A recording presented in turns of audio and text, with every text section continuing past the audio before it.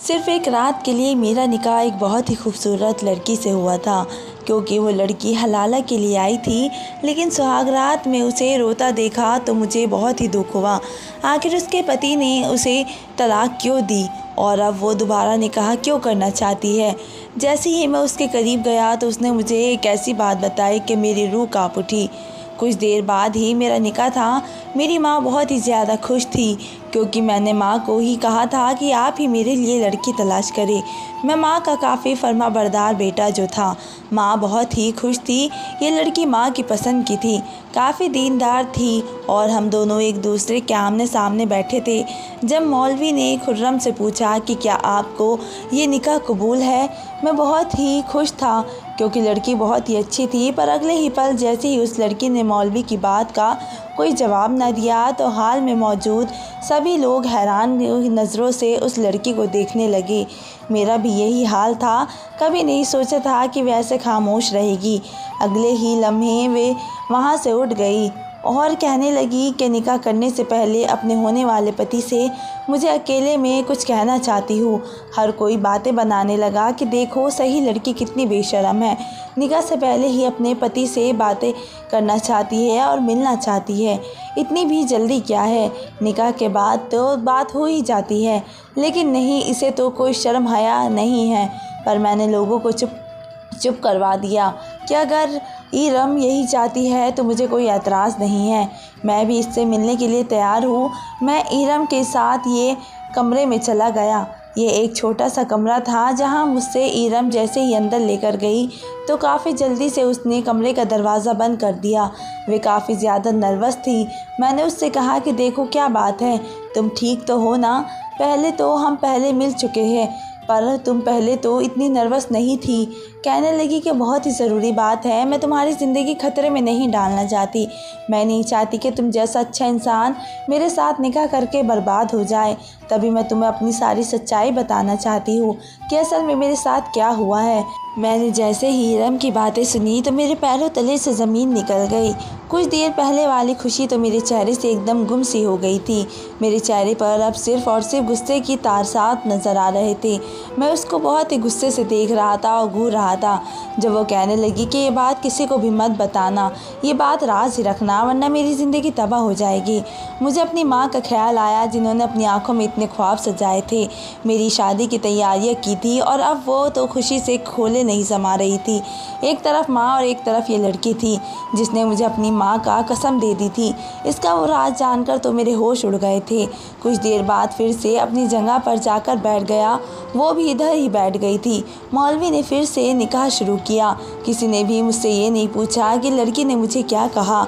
मेरा हाथ पाँव काँप रहे थे। माँ को देखकर मैं मुस्कुरा देता, पर अंदर से तो मेरा दिल टूट गया था। मेरा ईरम से निकाह हो गया था। मैंने इतने ख्वाब सजाए थे कि अपनी बीवी से शादी की पहली रात प्यार भरी बातें करूँगा। मैं तो दिल ही दिल में बैठा था। कभी सोचा भी नहीं था कि ये लड़की ऐसी निकलेगी। देखने में कितनी मासूम थी, शक्ल सूरत भी काफ़ी भोली थी और हकदार भी थी। पर्दे भी बहुत ही पाबंद रखती थी। इसका वो राज जानकर तो मेरे दिल में इसके लिए नफ़रत पैदा होने लगी थी। निकाह के बाद रुखसती भी हो गई थी। सादगी से ही तो हमारी शादी हुई थी। ईरम मेरे कमरे में दुल्हन की तरह बैठी थी। जैसे ही मैंने उसे दुल्हन के रूप में बैठे हुए देखा तो गुस्से से चीख उठा कि इस सब का क्या मकसद है। तुम जानती हो ना कि तुमने मुझे क्या कहा था। तुम ये सब कुछ नहीं चाहती, फिर तुम ऐसे क्यों बैठी हो? तभी वो तड़प कर उठ गई और कहने लगी कि मुझे लगा कि तुम्हें अच्छा नहीं लगेगा, इसलिए तुम्हारा दिल रखने के लिए मैं ऐसे बैठ गई थी। मैं गुस्से से भड़कने लगा, पर जैसे ही होश आया कि अभी मेहमान घर पर ही मौजूद है तो मैंने खुद पर काबू पाया। अगले ही पल वो मेरे पास वो पेपर लेकर आ गई। मुझे अंदाज़ा भी नहीं था कि उसने आज़ादी की सारी तैयारियां की होगी। मेरा हाथ काँप रहे थे जब उसने मुझे पेन पकड़ाया और कहने लगी कि तुम्हें याद है ना, तुमने मुझसे कहा था कि तुम मेरा काम कर दोगे और मुझे आज़ाद कर दोगे। मैं ईरम को हैरानगी से देख रहा था। मुझे यकीन ही नहीं आ रहा था कि वे इतने खुदगर्ज कैसे हो सकती है। फिर अगर वे ऐसा कदम उठा लेती तो मेरा सारा ख़ानदान तबाह हो जाता। फिर इस बात की फ़िक्र ही नहीं थी। लेकिन मैं क्या करता? तभी फ़ौरन मैंने इस पेपर पर दस्तखत करने का सोचा। फिर ये ख्याल के तहत इसे कहने लगा कि तुम फिक्र मत करो, मैं थोड़ा सुकून चाहता हूँ। और फ़ौरन वो कहने लगी कि ठीक है, ये पेपर अपने साथ ही रख लो, जैसे ही तुम्हारा दिमाग ठंडा होगा फिर तुम इन पर साइन कर देना। मैंने वो पेपर अपनी जेब में डाले और कमरे से बाहर निकल गया। घर में सब सो गए थे, मेरा दिल काफ़ी बेचैन था। फ़ौरन ही मैं टेरेस पर चला गया। अभी मैं यही सोच रहा था कि क्या करूं और क्या ना करूं। मैं इरम को छोड़ दूं और वो कर दूं जिसका उसने मुझसे कहा है। क्या वो सच कह रही थी? मुझे यकीन ही नहीं आया था कि मुझे इतना बड़ा धोखा मिला है। मेरी माँ तो इतनी भोली थी, अगर मैं इन्हें बता देता कि उनके साथ क्या हुआ है तो वो शायद सदमे से ही चली जाती। इनकी तबीयत तो वैसे भी ख़राब रहती थी। मैंने चाहता था कि मैं अपनी माँ को इस सच्चाई का बता दूँ। क्या हमारे साथ बहुत ही फ़रेब हुआ है। ये लड़की तो मेरी बीवी बनना ही नहीं चाहती थी, ये तो बस कुछ दिन के लिए मेरी बीवी बनी थी। मैं यही सोच रहा था जब मैंने अगले ही पल वो पेपर अपने सामने किए तो मुझे गुस्सा आने लगा। पर मैंने फ़ैसला कर लिया था कि अगर इरम यही चाहती है तो सही।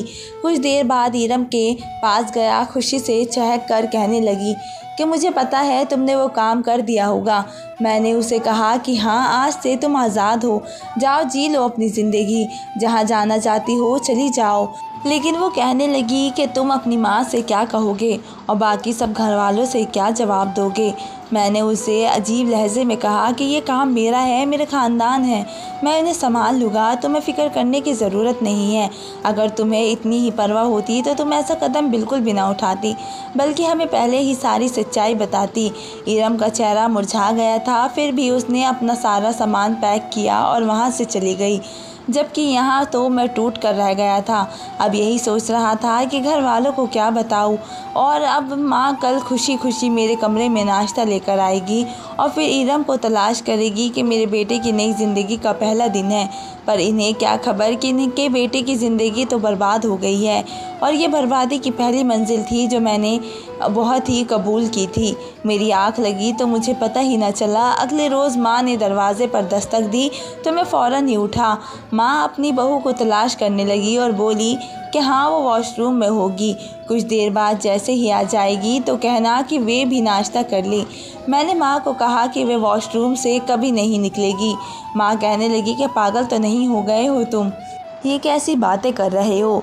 जब मैंने कहा कि माँ किसी को भी मत बताना, वे कल रात इरम की तबीयत बहुत ही ज़्यादा ख़राब हो गई थी, तभी वे अपने मायके जाने की बातें करने लगी। जब माँ कहने लगी आज तो वलीमा है, लोगों को बहुत ही जवाब देने पड़ेंगे। मैंने माँ को कहा कि माँ कल कुछ ऐसा हुआ कि इरम की हालत बहुत ही ख़राब हो गई। इसमें वो बहुत ही शर्माने लगी। माँ मेरी बात का मतलब जान गई थी, तभी कहने लगी कि चलो ठीक है, उसकी बहनें वगैरह है, वो इसे संभाल लेगी, लेकिन अब हम अपने ख़ानदान वालों को क्या जवाब देंगे। मैंने उन्हें तसल्ली देकर इन सब को बता दूँगा कि वह वलीमा आगे हो गया है क्योंकि लोकेशन में कोई ख़राबी आ गई थी। माँ कहने लगी कि तुम फिक्र मत करो, मैं कुछ बंदोबस्त करती हूँ। यूँ वक्ती तौर पर तो मैंने बात संभाल ली, पर अब मुझे काफ़ी डर लग रहा था। मेरा नाम कामरान है, मैं अपनी माँ का इकलौता बेटा था। बाबा मेरे बचपन में ही हमें छोड़कर चले गए थे। माँ ने मेरी परवरिश की थी। जब माँ मेरे रिश्ते की बातें करती थी तो मैं यही कहता था कि माँ मेरा रिश्ता तो आप खुद ही तलाश करना। यूँ माँ ने मेरा रिश्ता तलाश किया और जैसे ही मैंने उसकी तस्वीर देखी तो मैं उसका दीवाना हो गया। वे बहुत ही हसीन थी, उसका नाम इरम था और वो बहुत ही खूबसूरत थी, नमाज की भी पाबंद थी। मुझे और क्या चाहिए था? मुझे तो यही चाहिए था कि मेरी नस्ल एक अच्छी औरत की परवान चढ़े। इरम ने अब यही ज़िद कर रखी थी कि मेरी शादी जल्द से जल्द हो जाए। मुझे माँ हमेशा यही कहती थी कि वे इतनी अच्छी लड़की है कि उसने तो कभी किसी लड़के को सर उठाकर भी नहीं देखा होगा, लेकिन फिर भी अपनी तसल्ली के लिए मैं इरम पर वक्ती तौर पर नज़र रखता था। माँ से पूछता रहता कि वो कहाँ गई है, क्योंकि माँ की तो इससे मुलाकात होती रहती थी। माँ मुझे यही बताती थी कि वो तो शादी की तैयारियाँ कर रही है और बहुत ही ज़्यादा खुश है। पर मैंने एक बात नोट की थी कि जब मैं भी उससे मिलता था तो उसका चेहरा मुरझाया हुआ होता था। ऐसा लगता था जैसे कोई बात है जो मुझसे छुपा रही है। तभी मैंने माँ से कहा कि माँ मैं बहुत ही कुछ देर अकेले में इरम से बात करना चाहता हूँ, क्या मुझे इस बात करने की इजाज़त मिल जाएगी? माँ कहने लगी कि वे लोग बहुत ही दीनदार हैं, क्या पता इस बात को गलत समझे। फिर मैंने माँ से कहा कि माँ आप बेशक मेरे साथ आ जाना, मुझे कोई मसला नहीं है, मैंने कोई उससे ऐसी कोई बात नहीं करनी कि वह सबसे छुपी है। और माँ कहने लगी कि ठीक है। यूँ माँ के साथ मैं इरम से मिलने चला गया। पहली दफ़ा मैंने उससे सवाल जवाब किए थे। मैंने उससे कहा था कि तुम इस शादी के लिए खुश हो तो खिलेम। इरम कहने लगी कि हाँ मैं बहुत ही ज़्यादा खुश हूँ, मुझे और भी कुछ नहीं चाहिए, मुझे तो बस ऐसा ही छोटा सा ख़ानदान चाहिए था और मेरी होने वाली सास भी बहुत ही अच्छी है, फिर मुझे किस बात का शिकवा होगा। यूँ मेरे दिल को तसल्ली हो गई थी। माँ गुस्सा हुई कि तुमने इससे कैसे सवाल किए हैं, भला कोई लड़की से ऐसे भी सवाल करता है। माँ को बहुत ही गुस्सा आया था, पर अब मेरा दिल तो बहुत ही ज़्यादा मुतमईन हो गया था। लेकिन मैं कहा जाता था निकाह के वाले दिन ही वो मुझे वो राज बताएगी जिसे सुनकर मेरे रोंगटे खड़े हो जाएंगे। मैंने कभी भी नहीं सोचा था कि जिस लड़के को मैं अपना दिल दे बैठूँगा वो तो पहले से ही किसी और की होगी। हाँ यही बात सच थी। इस रोज़ इरम ने मुझे अपनी सच्चाई बताई थी। उसे सुनकर मेरे औसान खता हो गए थे। वे कहने लगी कि कामरान मुझे माफ़ कर दो, मैं तुमसे निकाह तो करने वाली हूँ, लेकिन इससे पहले ही मैं अपनी ज़िंदगी की एक बहुत बड़ी सच्चाई तुम्हें बताने वाली हूँ। मैंने जैसे ही उसकी बातें सुनी तो चौंक गया था। उसके वक़्त इसका निकाह इसके बचपन में ही हो गया था। उसने मुझे अपनी सारी दास्तां सुनाई कि मेरे माँ बाबा इस निकाह को मानते नहीं थे, पर मैंने तो अपने दिल से किसी को दे दिया था। मेरा वो कज़िन था कि बाहर रहता था, मुझे किसी ने भी नहीं बताया था कि मेरा निकाह इससे हुआ है। माँ यही कहती थी कि तुम्हारी शादी हम तुम्हारी पढ़ाई के बाद करेंगे। जब अचानक ही मेरी कज़िन ने मुझे बताया कि मैं शादीशुदा हूँ तो मेरी हैरत की इंतहा ना रही। मैं अपनी माँ से एक ही सवाल करती थी कि मेरी शादी किससे हुई है, लेकिन वो सख्ती से मुझे चुप करवा देती कि देखो बेटियों के मुंह से ऐसी बातें अच्छी नहीं लगती, अपना मुंह बंद ही रखना, खबरदार जो तुमने किसी से ये बात कही। पर मेरा शक तो यकीन में बदल गया था। मैंने अपनी इसी कज़िन से पूछा जिसने मुझे मेरे निकाह को बताया था कि मेरा निकाह किससे हुआ है। जैसे ही मेरे कज़िन ने कहा कि तुम्हारा निकाह वसीम से हुआ है जो कि तुम्हारी फूफो का बेटा है और वो बाहर रहता है, तो मेरे पैरों तले से ज़मीन निकल गई थी। अब मैं चोरी चुपके वसीम की तस्वीरें वगैरह देखती थी। मेरे दिल में उसके लिए जज्बात पैदा होने लगे। मैंने माँ बाबा से किसी को भी नहीं बताया था कि मैं वसीम को देखती रहती हूँ। ऐसे जैसे ही मेरे हाथ में मोबाइल आया तो मैंने वसीम से बात करनी शुरू कर दी थी। वसीम को जैसे ही मेरा पता चला वो भी मुझसे मुलाकात बढ़ाने लगा था। मैं नहीं जानती थी कि मैं क्या करने वाली हूँ, पर इस वक्त मैं 19 साल की थी, मैं जवान लड़की थी और मुझे ये भी पता था कि वसीम मेरा पति है, तो मैं कैसे पीछे रह सकती थी। हम दोनों आगे बढ़ते रहे। मैं वसीम से कहने लगी कि जब तुम आओगे तो माँ बाबा से मेरी रुखसती की बात करना, मैं चाहती हूँ कि मैं तुम्हारे साथ सारी ज़िंदगी गुजारूँ। जब वो कहने लगा कि ऐसा नहीं कर सकता, न जाने ऐसी कौन सी गलती हुई थी कि तुम्हारे बाबा मेरी माँ से नाराज़ हो गए और यूँ हमारा निकाह भी बीच में लटक गया था। मैंने उससे कहा कि अगर ऐसी ही बात है तो तुमने मुझे तलाक क्यों नहीं दी। वह खामोश हो गया। कुछ देर बाद बोला कि मेरी माँ चाहती है कि मैं तुम्हें कभी ना छोड़ूं।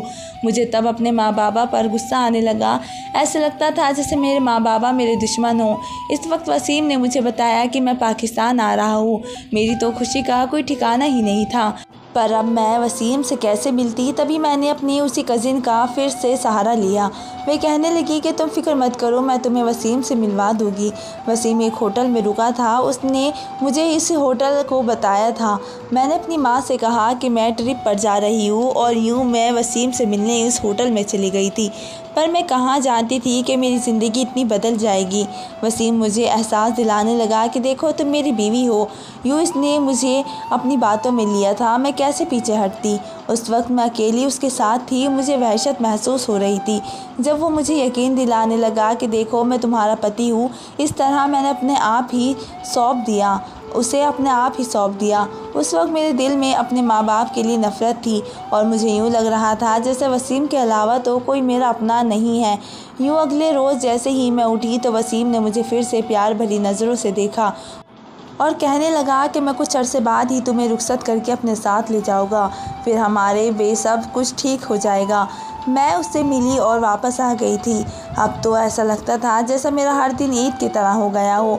माँ बाबा मुझे खुश देखते थे तो यही कहते थे कि तुम इस तरह खुश रहा करो, पर मैंने वो राज अपने माँ बाप को कभी नहीं बताया था। दिन ऐसे ही गुजरने लगे। एक रोज़ बाबा के नाम पर कोई खत आया था। माँ ने जैसे ही बाबा से कहा कि इस खत में क्या है, तो वो कहने लगे कि कुछ भी नहीं है, यूँ समझो कि हमारी जीत हो गई। मुझे शक हुआ था। बाबा ने वो खत अपनी अलमारी में छुपा दिया था और अब मैं हर वक्त मौके की ताक में रहती थी कि कब मुझे मौका मिले और मैं कब वो खत पढ़ लूँ। एक रोज़ मुझे मौका मिल ही गया। जैसे ही वो खत देखा तो ये देखकर मेरे कदमों तले से ज़मीन निकल गई। वो खत नहीं बल्कि मेरा तलाक़नामा था। मुझे वसीम ने तलाक दे दी थी। मुझे यकीन नहीं आ रहा था।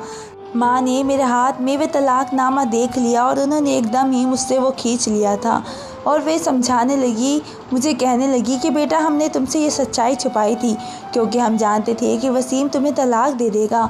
वो तो बस तुम्हें सूली पर लटका कर रखना चाहता था ताकि तुम्हारी शादी कहीं और ना हो जाए और तुम उसी के नाम पर बैठी रहो। अगर वो इतना अच्छा होता तो आज तुम्हें इसी के साथ रह रही होती। पर मेरे दिमाग में तो कुछ और ही चल रहा था। मेरे दिमाग में बहुत ही वो वाली रातें फ़िल्म की तरह चल रही थी जब मैं वसीम के साथ गई थी। हमारी मिलन वाली रात ने मुझसे भुलाई ही नहीं जाती थी। माँ बाबा तो मुझे मासूम समझ रहे थे। वो मुझ पर तरस खा रहे थे, मुझे गले से लगा रहे थे, पर मुझे अपना आप बहुत ही छोटा महसूस हो रहा था कि मैंने तो उन्हें धोखा दे दिया। मैंने इस लड़के की खातिर धोखा दिया था जिसने मुझे धोखा दिया। माँ बाबा कहने लगे, अब तुम आज़ाद हो, पर मुझे तो अब यही डर था कि कहीं मैं उम्मीद से ना हो जाऊँ, क्योंकि मैंने वो गलती जो कर दी थी। जब वो एक रात अचानक ही मुझे मेरी कज़िन ने बताया कि वसीम तुमसे मिलना चाहता है, मैंने अपनी कज़िन को कहा कि उससे कह दो कि मेरी ज़िंदगी से दूर चला जाए। मैंने अपने माँ बाप के ख़िलाफ़ जाकर उसके साथ ज़िंदगी गुजारने का फ़ैसला किया, पर उसने मुझे तलाक दे दी। मेरी कज़िन ने मुझे बताया कि नहीं, वसीम ऐसा बिल्कुल भी नहीं चाहता था। उसने तो अपनी माँ के कहने पर तुम्हें तलाक दी है। उसकी माँ यही चाहती थी कि वो तुम्हें छोड़ दे और तुम्हें आज़ाद कर दे ताकि तुम अपनी ज़िंदगी गुजार सको। तभी दबाव में आकर उसने तुम्हें तलाक दे दी।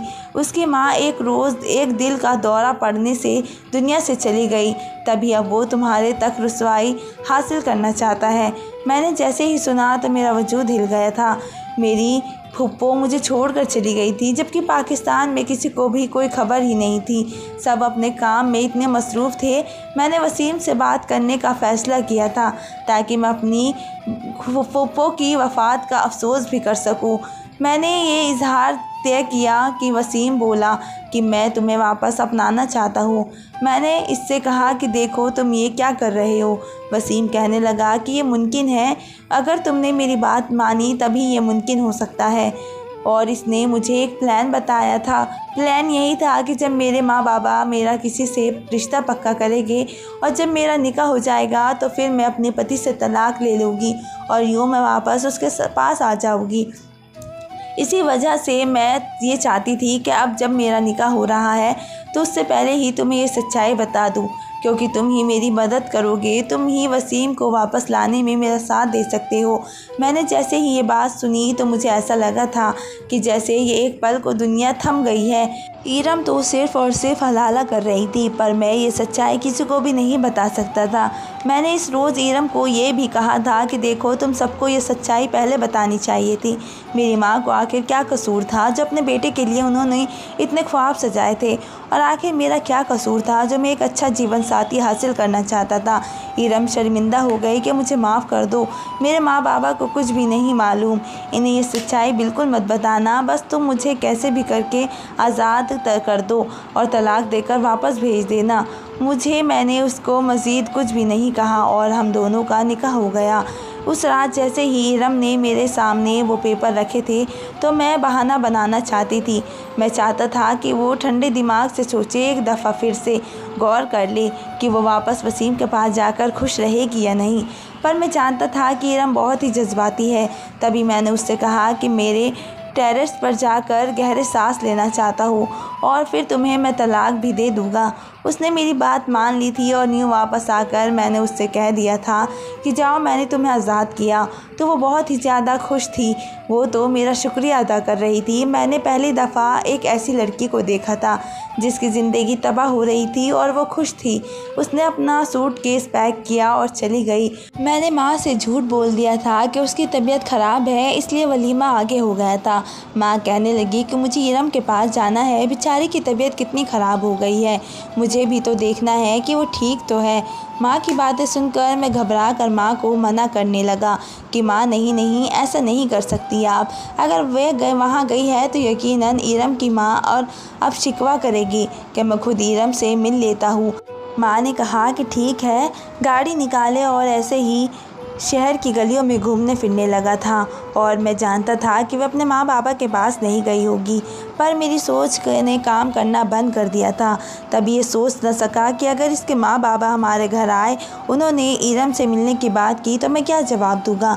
ये तो सोचते ही मेरे हाथ पाँव फूल गए थे। मैंने फ़ौरन गाड़ी दौड़ाई और वापस अपने घर पर आया। जैसे ही घर आकर मैंने इरम के माँ बाप को देखा तो मेरे होश उड़ गए थे। अब तो मेरी माँ का भी यही हाल था। वे तीनों मुझे खड़े होकर घूर रहे थे। जब मेरी माँ मेरे पास आई और गुस्से से उन्होंने मेरे गाल पर 3-4 थप्पड़ लगा दिए। सभी माँ को हैरत से देख रहे थे। जबकि इरम के माँ बाप मेरे पास आए, उसके माँ बाप ने मेरा गिरेबान पकड़ लिया। आंखें निकाल कर कहा कि बताओ, कहाँ गई है मेरी बेटी? तुमने मेरी बेटी को किधर छोड़ा है? अगर मेरी बेटी 5 मिनट में मेरे पास ना आई तो मैं तुम्हें जान से मार दूंगा। इस सब ने मेरी क्या गलती थी? मैं तो बीच में फिजूल में फंसता जा रहा था। यही सोचकर मैंने हिम्मत की और अपने हाथ से उस शख्स का हाथ अपने गिरेबान से हटाया और फिर एक ही दम उसने कहा कि अगर इतनी ही फिक्र है तो अपनी बेटी पर नज़र रखनी चाहिए थी। मेरी ये बात सुनकर मेरी माँ के साथ साथ वो दोनों ही हक्का बक्का हो गई। वो कहने लगे कि ये क्या कह रहे हो? मेरी बेटी पर इल्ज़ाम लगा रहे हो, जबकि तुमने खुद ही उसे कहीं भेजा होगा। मैंने उनसे कहा कि नहीं, मैंने कुछ नहीं किया। आपकी बेटी ने तो निकाह से पहले ही मुझसे सारी सच्चाई बता दी थी। मेरी माँ पूछने लगी कि कौन सी सच्चाई, किस सच्चाई की बात कर रहे हो? मैं अगले ही पल चीख उठा कि वह सच्चाई जो इन दोनों माँ बाप ने अपने बेटी से भी छुपाई थी कि उसका तो निकाह पहले से उसके कज़िन के साथ हुआ है। ये सुनकर तो माँ की आंखें खुली की खुली रह गई। जबकि इरम की माँ बाबा नज़र झुकाए हुए थे। मुझे मौका मिल गया था कि तभी मैंने सारी सच्चाई अपनी माँ को बता दी थी। आंटी अंकल कहने लगे कि हमें माफ़ कर दो, पर वो लड़का मेरी बेटी को कभी भी कबूल नहीं करेगा। वो मेरी बेटी को फंसा रहा है। उसकी माँ का भी इंतकाल हो गया है और इसी वजह से ही तो वो हम सब से बदला लेगा। मेरी बेटी अगर उसके पास गई है तो वो फंस जाएगी, उसकी ज़िंदगी तबाह हो जाएगी। उसे बचा लो। तुमने इसे तलाक क्यों दी? तुमने हमसे क्यों नहीं पूछा? एक दफ़ा हमारे पास आ जाते, हमारी बेटी की नादानियाँ हमें बता देते, हम तुम्हें सब कुछ सच बता देते। पर ये जो तुमने किया है अच्छा नहीं किया। माँ भी मेरी तरफदारी करने लगी कि ये कैसी बातें कर रहे हैं। एक तो मेरे बेटे की ज़िंदगी तबाह हो गई और ऊपर से आपको अपनी बेटी की फ़िक्र है। मेरा दिमाग तो चकरा रहा था। मैं थोड़ी देर और वहाँ पर रहता तो यकीनन बेहोश हो जाता, इसलिए फ़ौरन अपने कमरे में आ गया। अगले ही पल मेरी जेब में वही पेपर थे। मैंने जैसे ही वे पेपर देखे तो मुझे एक सुकून सा तारी हो गया। अभी मुकम्मल सच्चाई मैंने किसी को भी नहीं बताई थी। जब माँ मेरे पास आई, माँ ने जैसे ही वो पेपर देखे तो वो खुश होकर मेरे गले लग गई थी।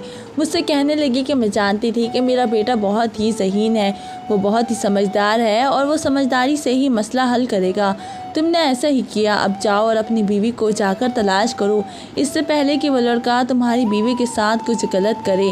माँ की बातें सुनकर तो गुस्से से मेरी रगें फट गई थी। मैंने कभी नहीं सोचा था कि मेरी बीवी तो वसीम के पास जा रही है, वैसे लड़के के पास जा रही है जिसने उसकी ज़िंदगी पहले ही तबाह कर दी थी। तभी मैंने इरम की तलाश शुरू कर दी थी। मुझे अचानक उसके कज़िन का ख्याल आया था जिसका मुझे इरम ने बताया था। मैंने उसके माँ बाबा से बात की और उसकी कज़िन से मदद ली। उसकी मदद से मैं इरम के पास पहुंच गया था। वो एक होटल में ठहरी हुई थी। मैंने भी उसी होटल में कमरा ले लिया। मैं उस पर नज़र रखता था और मैं जानता था कि वो असल सच्चाई नहीं जानती। सच्चाई तो ये थी कि उस रोज़ जैसे ही मैंने वो पेपर देखे तो यही सोच रहा था कि ये इरम की नादानी है। मैंने ऐसे ही उसे आज़ाद नहीं कर सकता, क्योंकि वो नादान है। अगर वो समझदार होती तो उसके माँ बाबा शुरू में ही उसको निकाह का बता देते। यकीनन वो इतनी नासमझ है। मैंने फ़ौरन ही वो पेपर ऐसे ही अपने पास महफूज रख लिए थे और इरम से झूठ बोला था कि हाँ, मैंने तुम्हें आज़ाद कर दिया है और तुम जाओ अपनी ज़िंदगी अपनी मर्ज़ी से जियो। और मैं यही सोच रहा था जब अचानक ही मेरे कमरे का दरवाज़ा बजने लगा। मैंने जैसे ही दरवाज़ा खोला तो वे मेरे सामने खड़ी थी और मुझे गुस्से से घूर रही थी। मेरे पास आई और मुझ पर चिल्ला पड़ी कि तुम इस होटल में क्या कर रहे हो, तुम मेरा पीछा क्यों कर रहे हो। पर मेरे पास तो कुछ कहने को ना था। नहीं, मैंने उससे कहा कि देखो, तुम जो कर रही हो वो सही नहीं है। वसीम से मिलना छोड़ दो। तुम्हारे माँ बाबा को तुम्हारी सच्चाई पता चल गई है। मैं कुछ भी नहीं संभाल सका। मैंने अपनी माँ को तो संभाल लिया था, लेकिन तुम तो अपना आधा काम छोड़कर ही भाग गई हो। वे कहने लगी कि मेरे माँ बाबा तो बहुत ही परेशान हो गए, अब मैं कहाँ जाऊँगी। अगर वसीम ने भी तो मुझे छोड़ दिया तो मैं किधर जाऊँगी। उसकी बात पर एक पल को तो मुझे अफसोस हुआ, लेकिन फिर कहने लगा कि यही तो तुम्हारी सज़ा है। मैं तो चाहता हूँ कि वसीम तुम्हें छोड़ ही दे, ताकि तुम्हें पता चले कि तुमने कितनी बड़ी गलती की है और तुमने कितना गलत कदम उठाया है। यूँ अब वो आंसू बहाने लगी, लेकिन फिर बोली कि नहीं, वो तो मुझसे बहुत ही प्यार करता है, वो मुझे कभी भी नहीं छोड़ेगा। उसकी बातें सुनकर तो मेरा दिल टूट रहा था कि मेरी अपनी ही बीवी मेरे सामने किसी गैर मर्द का नाम ले रही थी। मैंने खुद पर काफ़ी काबू पाया था, लेकिन मैंने अगले ही पल उसे अपने कमरे से बाहर निकाल दिया और कमरे का दरवाज़ा बंद कर दिया। मैं जानता था कि वे यकीनन इसी होटल में आ जाएगा, तभी इरम पर यहाँ पर रुकी है। और इरम को नहीं पता था कि मैंने उसकी कज़िन से मदद ली है। वो मुझे इरम का हर अगला प्लान बता दिया करती थी। कुछ दिन बाद मुझे उसकी कज़िन ने बताया कि वह वसीम आ रहा है। जैसे ही मैंने ये सुना, मेरे पैरों तले ज़मीन निकल गई थी।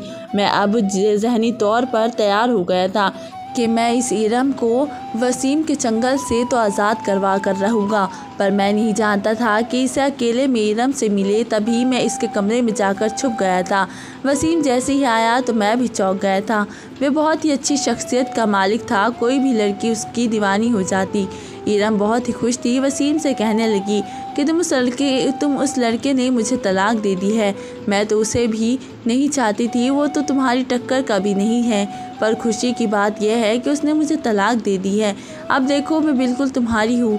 वसीम उसकी बात पर कहने लगा कि अच्छा तो क्या उसने तुम्हारे साथ सच में तलाक दे दी है। कहने लगी कि हाँ, यकीन के साथ मैं कह सकती हूँ कि अब मैं सिर्फ तुम्हारी हूँ और अब तुम मुझसे शादी कर लो। उसकी बात पर वसीम बहुत ही हंसने लगा और कहने लगा, वो पागलों की तरह हंस रहा था। इरम कहने लगी कि वसीम, क्या हो गया है। मैं जानती हूँ कि ये खुशी की बात है, पर तुम कुछ ज़्यादा ही खुश हो रहे हो। खुश हम दोनों मिलकर होगे और तब होगे जब तुम मुझसे निकाह कर लोगे। वसीम कहने लगा, तुम पागल हो, मैं तुमसे क्यों निकाह करूँगा, जबकि मेरी तो अपनी फैमिली सेट है। ये सुनकर तो मेरी रूह फना हो गई थी। मैं जानता था कि इरम की तो रूह जलनी ही होगी। और तभी वे कांपती आवाज़ से कहने लगी कि वसीम, क्या कर रहे हो। जब वसीम कहने लगा कि हाँ, मैंने सिर्फ़ और सिर्फ तुम्हारी ज़िंदगी तबाह करनी थी। तुम्हारे बाबा ने मेरी माँ की ज़िंदगी तबाह की थी। हमारे निकाह तो बचपन में ही हो गया था, पर उसके बाद तुम्हारे बाबा ने मेरी माँ को कहीं का नहीं छोड़ा था। मेरी माँ को वो ज़मीन ही नहीं दी जिस पर इनका हक था। मेरी माँ तभी आए रोज़ दिल का मरीज़ बनती रही। वो तो मुझसे कहती थी कि उसको तलाक दे दो ताकि वह अपनी ज़िंदगी गुजारे। फिर मैं बदले की आग में जानबूझकर तुम्हें तलाक नहीं दी थी ताकि तुम मेरे नाम पर ही बैठी रहो और बूढ़ी हो जाओ। लेकिन फिर मेरी माँ की तबीयत और ज़्यादा बिगड़ गई तो मैंने तुम्हें तलाक दे दी। पर फैसला मैंने कर लिया था कि अगर मेरी माँ को कुछ हो गया तो मैं तुम्हें छोड़ूंगा नहीं और तुम्हारी ज़िंदगी भी बर्बाद कर दूंगा। और देख लो, आज मैंने उसका बदला भी ले लिया। तुम्हारी ज़िंदगी बर्बाद हो गई है। अब यकीनन तुम्हारे माँ बाबा तुम्हें कबूल नहीं करेंगे और उस लड़के ने तो वैसे भी तुम्हें छोड़ दिया। इरम ने जैसे ही ये बातें सुनी तो एकदम फर्श पर गिर गई थी। मैं पर्दे के पीछे ये सब कुछ सुन रहा था, मुझे साफ दिखाई दे रहा था। वसीम कमरे से बाहर निकल गया था, जबकि इरम फूट फूट कर रोने लगी थी। ऐसा लग रहा था जैसे उसने अपने आप खो दिया हो और वो अब चीखें मार रही थी। उसकी हालत देखकर तो मुझे अफसोस हो रहा था। मुझे हक था कि मैं उसके पास जाता और उसे संभाल लेता, पर मैं यह हक क्यों ना इस्तेमाल करता। तभी अगले ही पल मैंने अपना हाथ उसके कंधे पर रखा। एकदम वो बहुत ही पीछे हो गई और मुझे खटी निगाहों से देख रही थी। वो फिर कहने लगी कि तुम यहाँ क्यों आए हो। वो चीख रही थी और यही कह रही थी कि मैंने अपनी ज़िंदगी खुद बर्बाद की है। उसने तो मेरा इस्तेमाल किया है, पर मैं जानती हूँ मैंने अपने साथ गलत किया है। अब तो मैं कहीं की भी नहीं रही। मुझे कौन अपनाएगा, मुझसे कौन शादी करेगा, मुझे तो माँ बाप भी कबूल नहीं करेंगे। वो चीखने लगी जब मैंने फ़ौरन इरम का दरवाज़ा बंद कर दिया और इरम के पास आकर बैठ गया था। और इरम अभी भी रो रही थी। अगले ही पल न जाने उसे क्या ख्याल आया जब वो मुझे अजीब नज़रों से देखने लगी।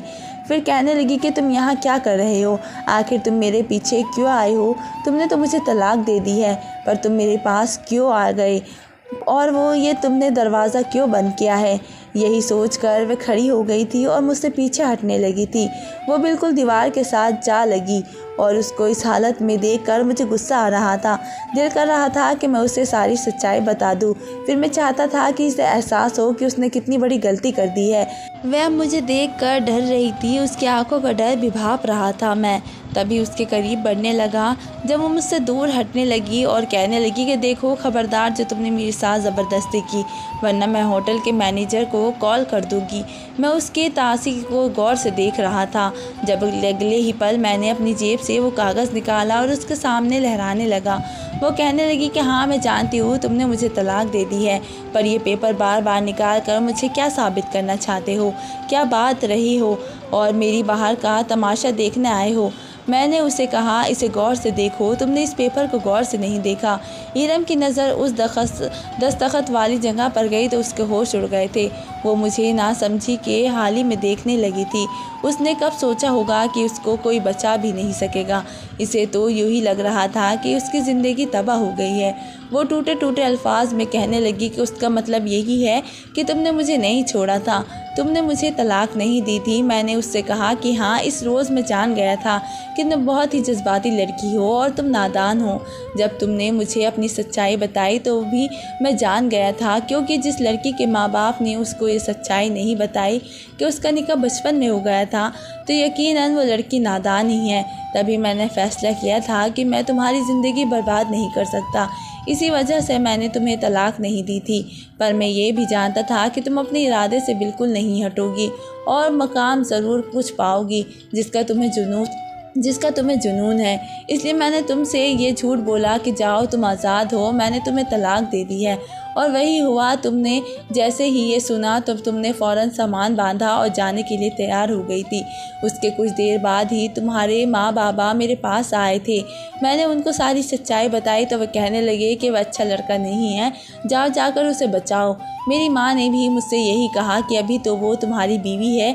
जैसे मुझे ये ख्याल आया तो मैंने फ़ौरन ही तुम्हारी कज़िन से मदद ली, क्योंकि तुमने ही तो कहा था कि तुम्हारी कज़िन ने तुम्हारी बहुत मदद की है। मैं जान गया था कि तुम इस वक्त भी अपने कज़िन से ही मदद लोगी, क्योंकि मैंने उससे कहा कि वो मुझे तुम्हारी हर रिपोर्ट देती रहे। इस तरह मुझे तुम्हारी घंटे घंटे की खबरें मिलती थी और यूँ मैं तुम तक पहुँच ही गया। पर मैं ये बात बर्दाश्त नहीं कर सकता था कि तुम वसीम के साथ एक कमरे में मिलो। तब भी मैं यहाँ पर्दे के पीछे छुप गया था ताकि मैं तुम दोनों पर नज़र रख सकूं। मैंने सारी सच्चाई सुन ली। वसीम ने मुझे धोखा दे दिया है। सालों पहले वाली दुश्मनी का बदला इसने तुम्हारी ज़िंदगी बर्बाद करके तुम्हारे माँ बाप से लिया है। तुम फिक्र मत करो, क्योंकि मैंने तुम्हें तलाक नहीं दी। तुम अभी भी मेरी बीवी हो और मैं तुम्हें सच्चाई पहले ही नहीं बताना चाहता था, क्योंकि मैं चाहता था कि तुम्हें थोड़ा एहसास हो कि तुम किस रास्ते पर निकल गई थी। और अब मैं जान गया हूँ कि तुम्हें पता चल गया है कि वो तुम्हारे लिए बिल्कुल भी अच्छा लड़का नहीं था। इरम ने जैसे ही मेरी बात सुनी तो फ़ौरन मेरे गले लगकर माफ़ी मांगने लगी।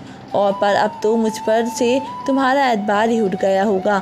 लेकिन प्लीज़ माँ बाबा को ये मत बताना, इन्हें सब यही बताना कि मैं वसीम के पास नहीं गई, क्योंकि अगर इन्हें ये पता चलेगा तो इनका दिल टूट जाएगा। मैंने उससे वादा कर लिया और यूँ हम दोनों वापस आ गए थे। उसके माँ बाबा ने भी उसे माफ़ कर दिया था।